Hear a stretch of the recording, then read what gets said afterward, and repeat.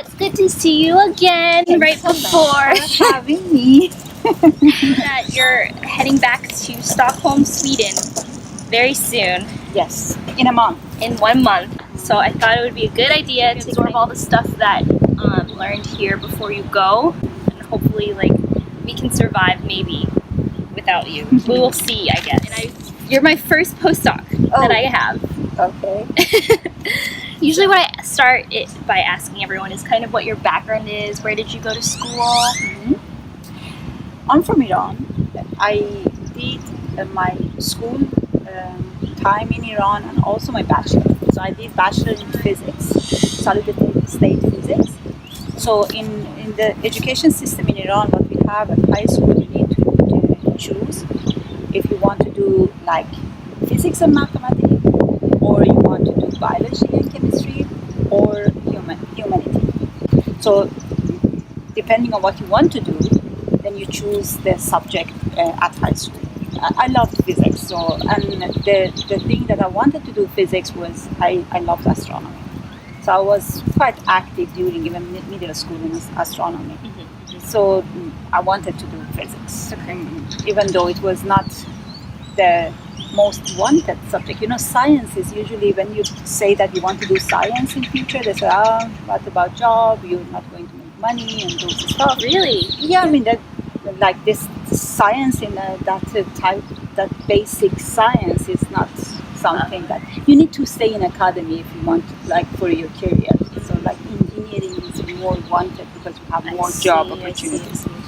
Anyway, I liked physics, so I chose physics and mathematics at high school, and then at the we have an entrance exam for university, and depending on how you do, you can get the position at university. I chose physics, and then unfortunately I didn't got to astronomy. I cannot say that unfortunately now, but at the time I was quite unhappy. So I did bachelor, and then I worked for 5 years as a teacher.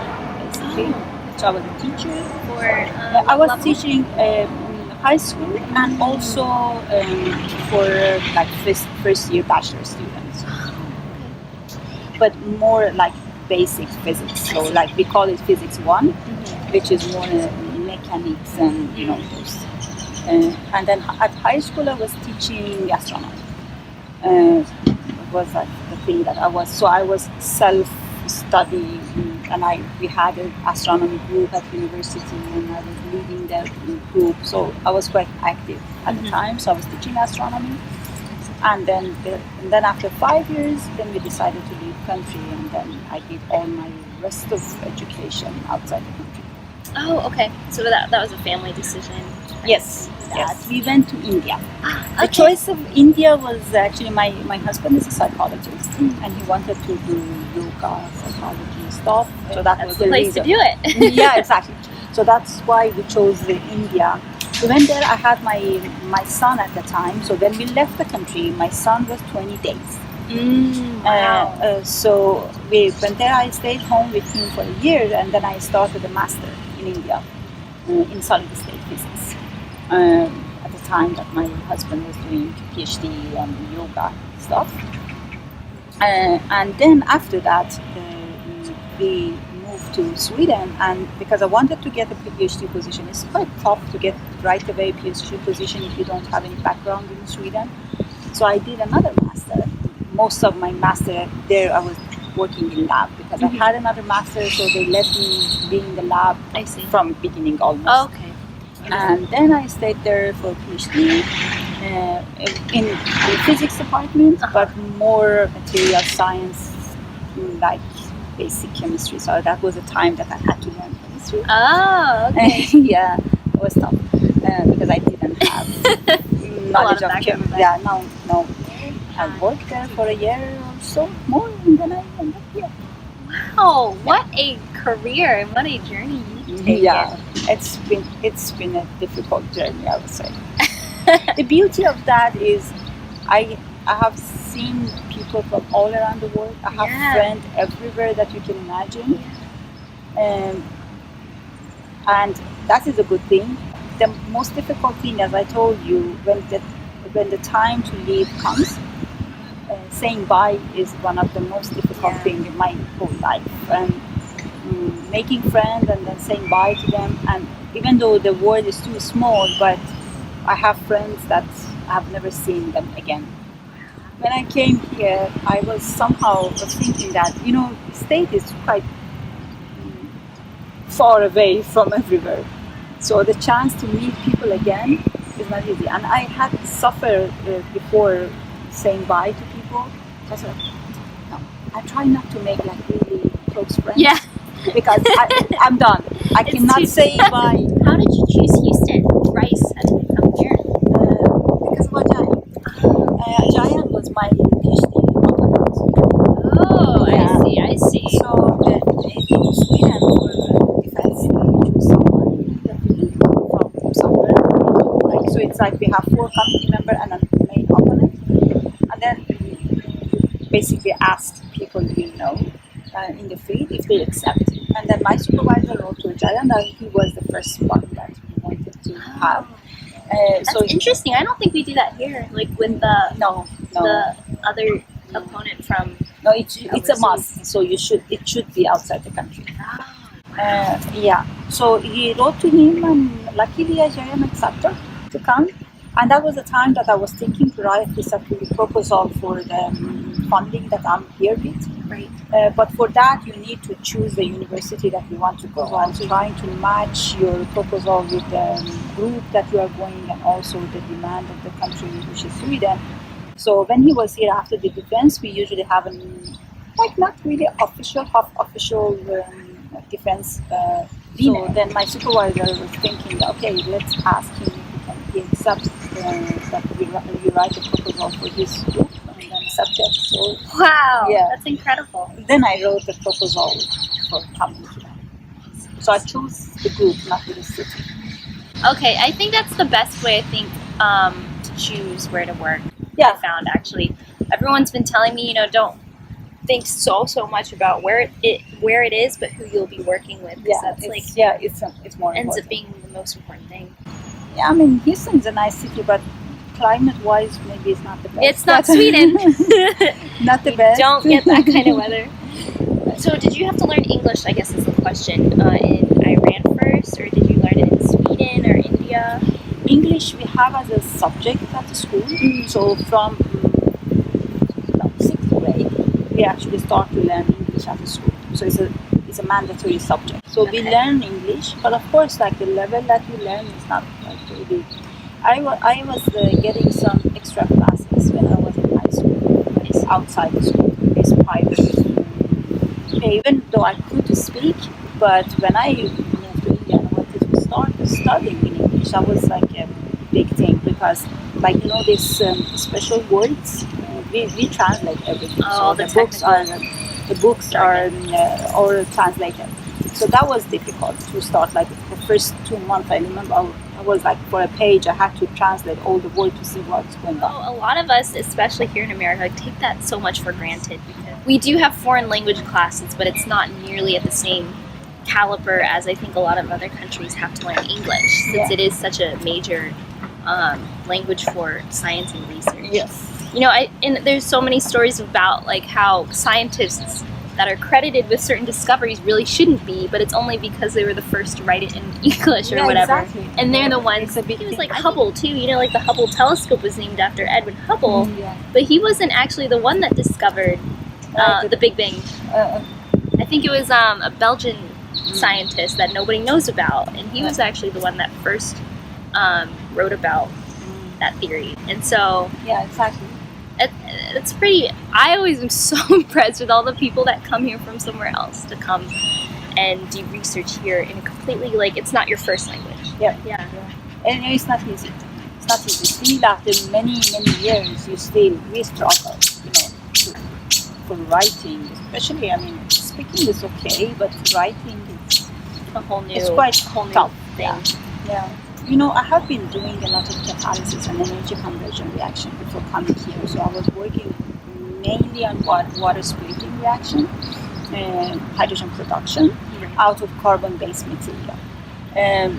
When I came here, I still liked catalysis, but I wanted to change a little bit, because what I was always suffering in the whole community of catalysis, people, or most people, I would say, are more concerned about new material, make the system more complex and complex, and make it even better and better. Right?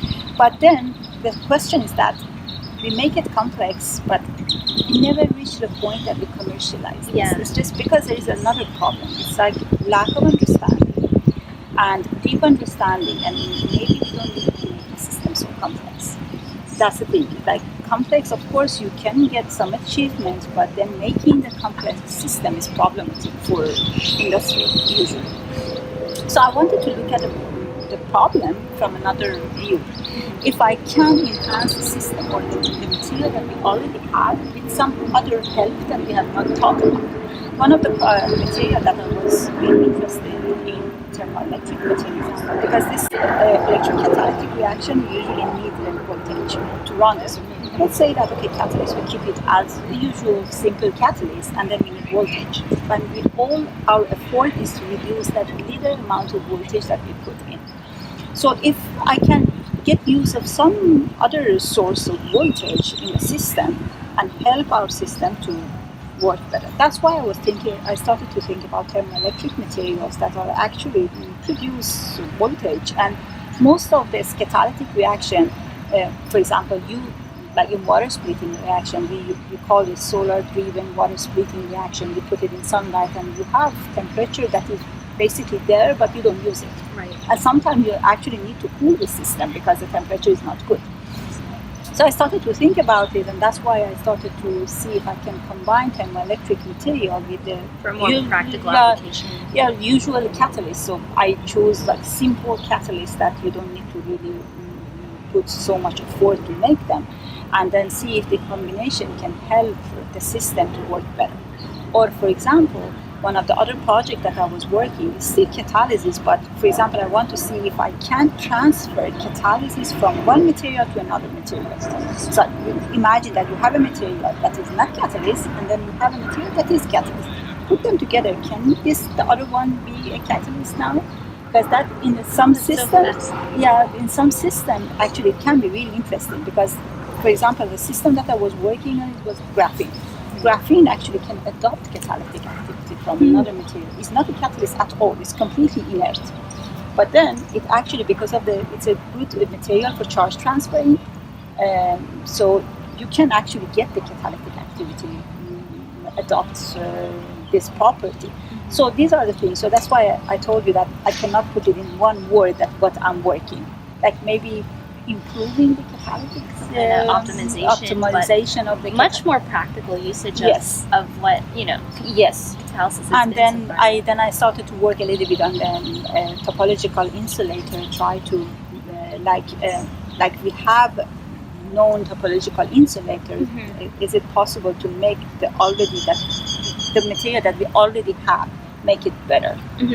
Not putting too much effort to make so much complex system. So these are the things that I was working on. I'm happy. And since I had a tough time here, because sometimes the progress and your achievement depend on what stage of your life you are at.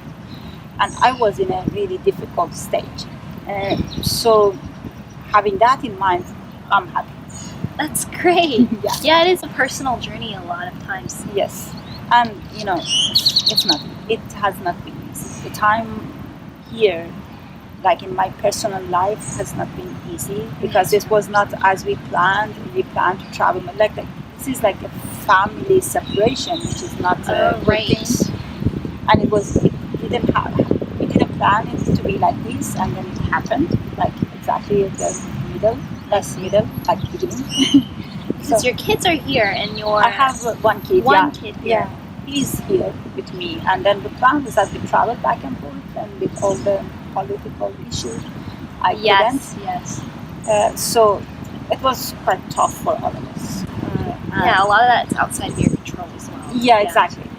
So we all suffered a lot for whatever I did. So in general, I'm happy. I don't know if I suggest anyone in my situation to do whatever I did. I'm not the person. I'm not the perfect person to recommend whatever I did, but in general, I'm happy. And your husband's in Stockholm. Yes. Okay, so that's probably the major. Yes, that's a major problem. Yeah, being separated, especially Yeah. with your child. Yeah. For 2 years is too much. Yeah, it's tough.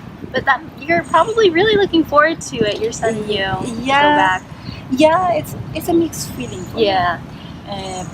At the moment, you know, in all physical system in nature, the transition period is the most consuming, most energy consuming part of any reaction. Like anything in nature going on, the transition is the most energy consuming. Then after the thing stabilize, the state or phase stabilize, then it's better. So it's happening for me. I'm in now phase transition. Determining step. Yeah, exactly. So I'm the phase transition part of my life, and it's quite energy consuming. I have been in this situation before. Yes. Because of all these movings, and it is difficult. So I'm looking forward to go back and also finish this transition. But as I said, it's a really mixed feeling. Saying bye to friends is difficult. It's like really difficult. What have been other sort of challenges that you faced here, maybe from an academic standpoint? Academically, I have grown up in Europe. Most of my academic life I have been in Europe. I'm so used to that system, and it's different. Yeah.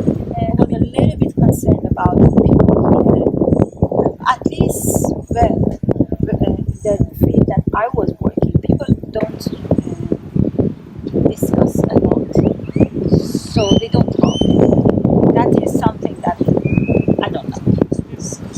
Personally, I like to come to you and say, like, we have coffee time, and then what are you doing? Chit-chat. What you say that you're failing in this, and then maybe I have done this before, and then I say, okay, just add this to that, and it's done. And you don't need to do all the thing yourself to reach to the point that I have already done. Waste time. So it's I had this problem. So in that part, I prefer there because people talk a lot. Mm-hmm. They sit and talk, and we have like a lot of group meetings that Swedes are famous for having a lot of meetings, but they talk a lot. But sometimes, in academy, it's work. It works. encourages Yeah, a lot of conversation. So I don't know. I have a feeling that people are afraid to talk about what they do. Here, it might be more of a competitive thing. There's Yes. a competitive edge even within universities, and that is, from what I understand, different at a lot of different universities. But even universities will say, "Oh, we collaborate with." Rice collaborates with UT Austin or whatever, but there is still this sort of competitive edge in which Rice doesn't want to share everything with UT Austin and vice versa. Yeah. And, especially at the really major schools like MIT and things like that, I've heard multiple instances within the university they're afraid to talk to each other, right? Because the atmosphere is so ultra competitive that you let something slip, and now the other group will do it and publish it before your group. And I do think it's kind of one of the ironic things about research. It's interesting now to hear that in Europe it's a lot more open source, open database of information and exchange. But yeah, I was surprised about that because it's hard to move forward in technology. So today and yesterday, the Army Research Lab came down to Rice because the materials department was hosting a summit about what can the schools all down south. There were like 19 universities represented at the summit. Like, what can the universities do to help Army Research Lab meet their objectives for whatever goals they have? And the most interesting thing that I noticed was the meeting was about collaboration, but what you see is that all these schools are competing so hard for the funding that they're We almost all have very similar capabilities, and not almost all the schools are doing very similar work. Cybersecurity, like batteries, energy storage, like we all do very similar things, but the collaboration's not really there. Like every school seems to have their own thing doing it, and in the end, you look at this and you're like, if we had a collective effort, we probably would have been a lot farther along in terms of what we know. But it's just kind of this weird. That's a problem of business coming to science. Yeah, and I think a lot of the universities here have kind of transformed into that. Like almost all these colleges sort of act like their own companies. Mm-hmm. Yeah, exactly. And it's you collaborate, but you don't really. Like you sort of, but not fully open. Which is why I think companies like Tesla, when they released all their patents and stuff, that was a major, a big deal for science to sort of get all that information in the open. And then you meet a problem with national security. They don't want to share all the technologies, right? Yeah, and they won't be competitive anymore. And it's a very interesting dynamic. What do you do outside of lab though? You're probably not always working.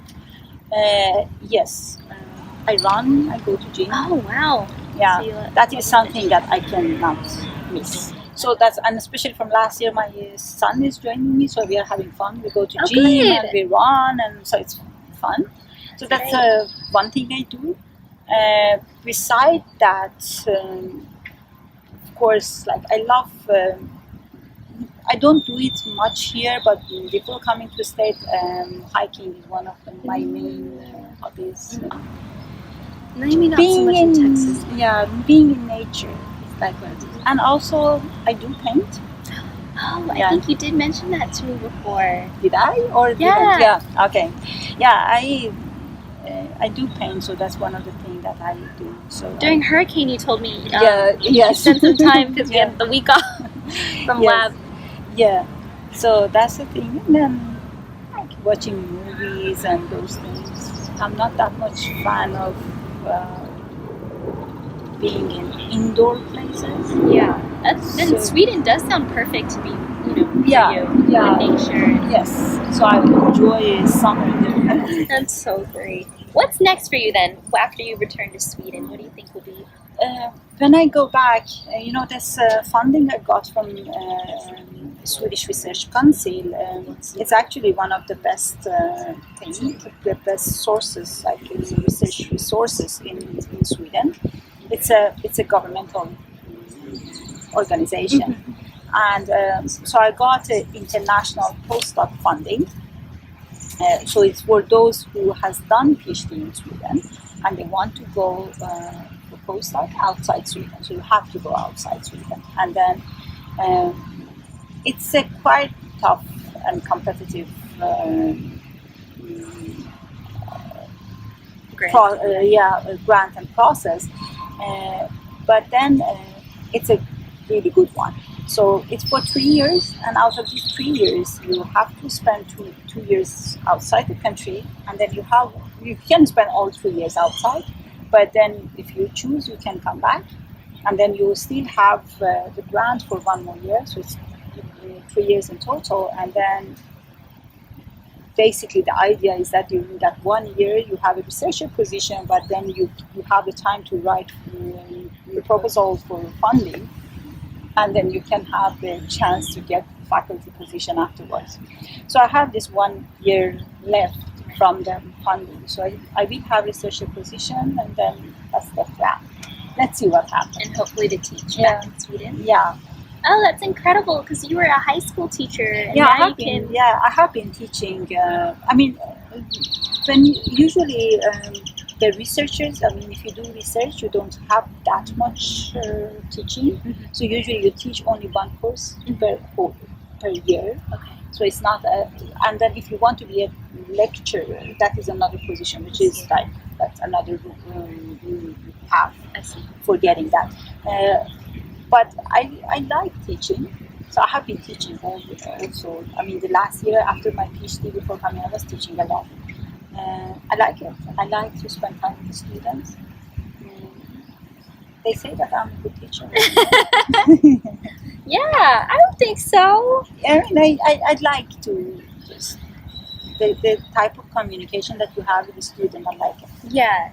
Oh. It's another level that can be really fun. If I have kids and they go to Sweden, I'll send them to you. Yes, please. You can teach them physics and astronomy and catalysis. That would be really cool. Okay, so I have one more question for you. It's kind of a very open-ended one. So if you could meet anyone in the world, it could be someone in the past or it could be someone now, who would it be? Why do you want to meet them? That's a really difficult Yeah. question. I really like to see Stephen Hawking. Always, Oh. I loved his books. Oh. I mean, I loved to see him always. I have been always inspired by his way of thinking. He was one of those that I really, that I really liked. If I want to say one of the closer person, I would love. I mean, I lost my grandfather years ago. I would love to see him again. Yeah, I was always. I asked once a question from my husband. I was going to sit and eating there. Like, imagine that door opens and someone comes. Would you want that person to be? She's like, yeah, that is like, it's really difficult to answer. I can say that now I want my mom coming, because I have not seen my sister. But then when you have seen them like last week, then you have another great Very dynamic question. Yeah, exactly. And also, what you're studying too might change. Whatever you're doing. Exactly. You're like, oh, now I, would love to meet the guy that invented this thing. Yeah. Because it's relevant. You know, a few years ago, I really liked to see. I don't know if you know Michael Gratzel. He sounds familiar. Yeah, he is actually. Actually, there is a solar cell. It's like Gratzel solar cell. Something named after him. Yeah, and then he does a lot of catalysis and more like to the solar driven sort of photocatalysis. And I always like to see. I don't know. I had a feeling because his papers are so good, and I met him. Oh wow! Yeah, I met How him. cool! Yeah, and then. Yeah, it was fun, but he was that type of person that like don't look at you. Yeah. Sometimes. Yeah. And then there was another guy actually. The idea of artificial leaf is from this guy. What is his name? So this guy, I always was fascinated with his work, and then I went to a conference and they had something really nice organized. So you had the possibility to meet a person, a white speaker at lunch. So it was like you go there. I was a PhD student at the time, so you go to the conference and then so they open the section like half an hour before lunch, and the first 5 person who signed it, they can meet the speaker. Okay, kind of like a lunch and learn. Yeah, exactly. So I was like looking for that. It was like new for me, and I really liked it. And then I was there like the half an hour for standing. So they put the note, and I wrote my name there, and I had the possibility to have a lunch with him. It was really nice conversation. I really enjoyed. And yeah, but I need to think about the question. But Stephen Hawking was one of the people that I always wanted to meet. Yeah. Just such an inspiration from his side. So even especially this generation, everyone knows his name. Even like if you're not in science, I think that's the interesting point. When he died, that's my son came home like, you know that Stephen Hawking died? And he's 12, and he's just like, see, he's a big person. It's like everyone knows him, and that's not. Even if you're not even related to the field, you really do. Yeah, it's. One of those celebrities that aren't a movie star. Yeah. He was in the level of Einstein, so Einstein or like Newton, and those ones are also people that everyone knows. That's a good one. No, I think that's a great answer, Tiva. Yeah. Okay, well, that's all I had. Did you have anything else you wanted to add? I just want to to say that I enjoyed my time. I maybe have not been that much socialized in the lab, which now you probably understand why. After a lot going on, and believe me, before coming here, because I suffered, I had two big goodbyes before, like in the last few years, that I suffered a lot. Two of my friends, and when I was coming here, I promised myself, I'm not going to make friends. Tiva, you are not going to make friends because you know that you need it. So I didn't succeed. I have many friends, but that was the thing, because I knew that I'm going to leave. So I didn't socialize that much, but I enjoyed my time. Oh, we're gonna miss you so much.